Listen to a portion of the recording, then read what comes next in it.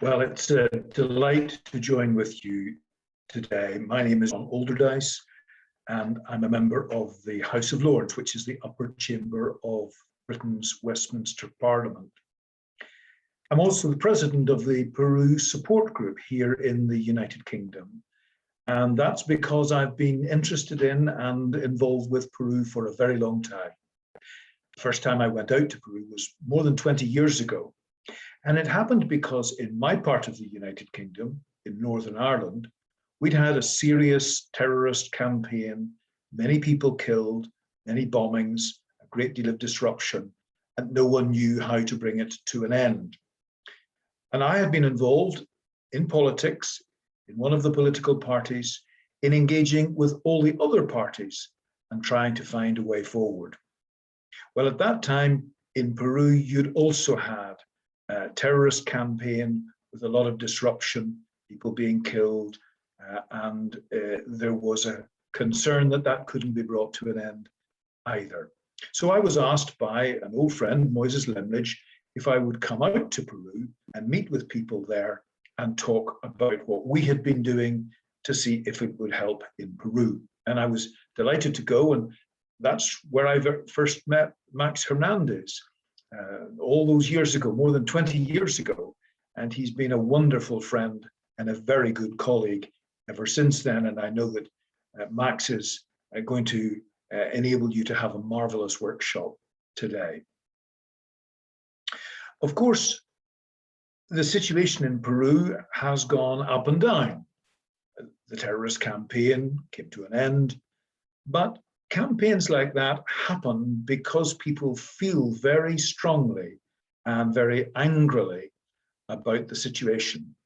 And I told many people in Peru that when the Shining Path campaign came to an end, unless the other difficulties in Peru, the deep divisions, economic divisions between those who were well off and those who were poor, geographical divisions between big cities like Lima, particularly the well-off parts of the cities, and people in poor areas up in the mountains.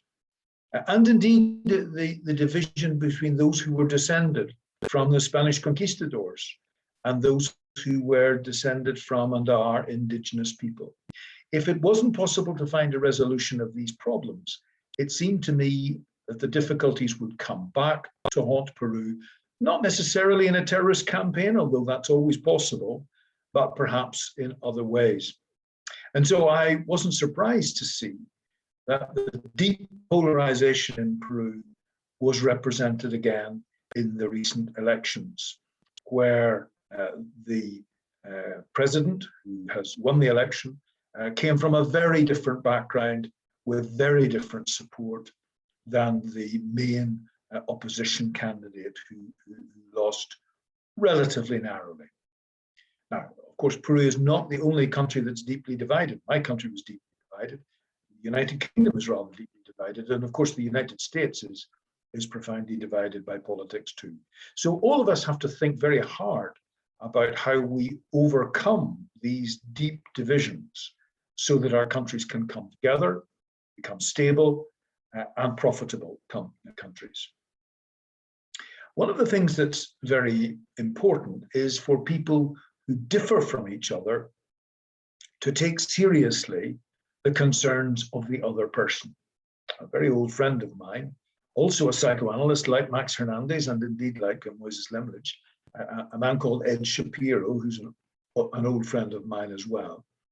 Ed said at the end of a long career, the thing that he had learned more than anything else was that when there is someone with whom he disagrees deeply, he has to ask himself the question, what is this person whom I disagree with? What are they right about? Not what are they wrong about, that's easy, but what are they right about?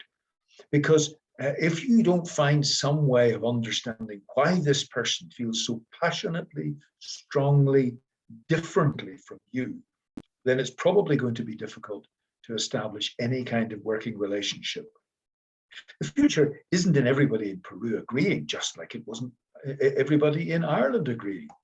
The future is to be found when we listen to each other, try to understand the different places we all come from, and find a way in which we can disagree with each other without harming each other, and work together for the betterment of our country. Now, you're at a really important stage. I've just said you've had an election. And that election may well give an opportunity for those who differ very deeply to engage with each other. I've been involved with lots of things with Peru over the years, and just a week or two ago, Carlos and I were involved in a presentation to Cambridge University's Sustainability Leadership course. And there were quite a number of up-and-coming executives from Peru involved in that course. One of the things that was clear was that people in the business community are very anxious about the future. They fear Peru might become like Venezuela or somewhere like that. On the other hand, there are the very many people who support the new president, who have a very different perspective. But the fact that the president cannot run the country without the business community, and the business community won't have a great future without the president and his political support, there is a real need for each side to listen to the other, to engage with each other, and to find a way forward for the country. What I'm able to tell you is that even when there is deep division, it is possible to find a way of overcoming it for the welfare and betterment of our countries. We did it in Ireland. It's been done in other countries too. And I believe it's entirely possible in Peru. So I wish you a wonderful workshop in the great hands of Max Hernandez, a very old friend of mine, and Carlos Montes, a very new friend of mine. And I know that together they will help you to find positive ways forward for the wonderful country and people of Peru.